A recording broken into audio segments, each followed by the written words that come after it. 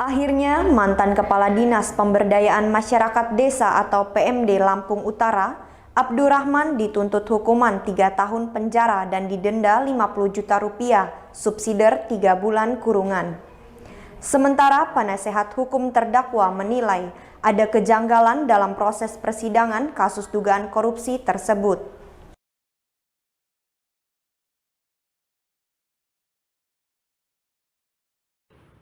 Setelah ditunda sepekan, Pengadilan Tipikor Tanjung Karang kembali menggelar sidang perkara dugaan korupsi BIMTEK Kepala Desa di Dinas Pemberdayaan Masyarakat Desa atau PMD Kabupaten Lampung Utara. Dalam sidang yang digelar pada Kamis sore 18 Januari 2024, Jaksa Penuntut Umum atau JPU menuntut keempat terdakwa kasus dugaan korupsi tersebut dengan tuntutan hukuman berbeda. Dua terdakwa yaitu mantan Kadis PMD Kabupaten Lampung Utara Abdurrahman dan Nanang Purkon selaku rekanan masing-masing dituntut dengan hukuman 3 tahun penjara dan denda 50 juta rupiah subsidiar 3 bulan kurungan.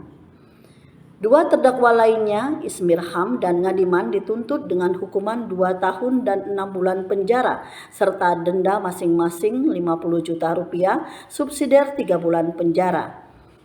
Dalam tuntutan jaksa tidak ada yang meringankan bagi para terdakwa.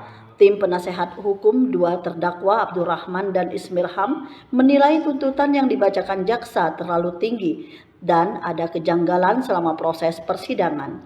Kejanggalan tersebut diantaranya pemeriksaan ahli yang telah meninggal dunia dijadikan pertimbangan, pelanggaran saksi mahkota, barang bukti, tidak adanya hal yang meringankan. Ya, itu kita punya waktu untuk menyusun pembelaan. Ada beberapa hal yang menurut kami agak janggal di dalam putusan. Satu, kami pernah mengajukan keberatan terhadap pemeriksaan hasil pemeriksaan ahli. Kebetulan ahli yang dimaksud itu sudah meninggal dunia.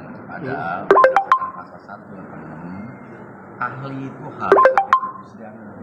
Tidak bisa dibacakan kecuali saksi mungkin itu. Nah ini kan tetap dipaksakan bahkan menjadi pertimbangan dalam tuntutan itu. Ini nanti kita akan ajukan keberatan. Yang kedua, proses perkara ini semua sebenarnya kan dari saksi pun itu adalah saksi mahkota. Itu pun kita akan koreksi bahwa itu sebenarnya nggak boleh dan itu melanggar HAM. Itu nanti akan kita berikan tanggapan secara khusus. Yang lain adalah barang bukti. Barang bukti itu mestinya yang disebut barang bukti. Barang bukti yang diperoleh, yang dibuat, yang dipergunakan untuk melakukan kejahatan. Uang yang sudah diserahkan kepada penyidik, katanya ini supaya dikembalikan, ini dikembalikan, padahal itu bukan barang bukti. Itu menjadi barang bukti. Itu kita juga akan melakukan keberatan di sana. Terus yang lain bahwa tuntutan ini terlalu tinggi. Yang keempat bahwa sama sekali jaksa melihat bahwa ini tidak ada hal yang meringankan. Ini luar biasa. Yang namanya manusia itu mesti adalah yang namanya hal-hal yang baik. Ini sama sekali nggak dianggap. Nggak ada satupun hal yang baik. Yang kelima bahwa khususnya tentang Ismirham dan Ngadiman itu ada SK-nya. SK itu adalah surat tugas untuk melaksanakan kegiatan. Karena ini surat tugas, maka berdasarkan pasal 51, ini adalah hal yang menghapus adanya tindak pidana. Itu onslah.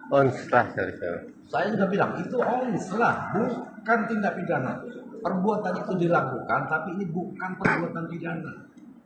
Luar biasa. Tim Liputan Mitra TV melaporkan.